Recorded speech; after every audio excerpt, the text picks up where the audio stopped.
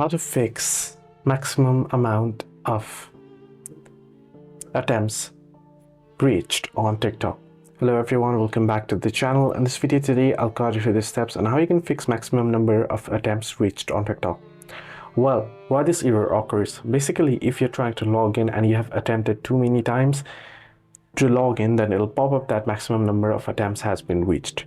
Now, how you can fix it? Well, one of the most basic fixes is to simply wait for a couple of moments before trying again. Now, before trying again, however, keep in mind that you want to understand what the reason is. Now, if you're entering the wrong login credentials multiple times, then this pop-up might appear.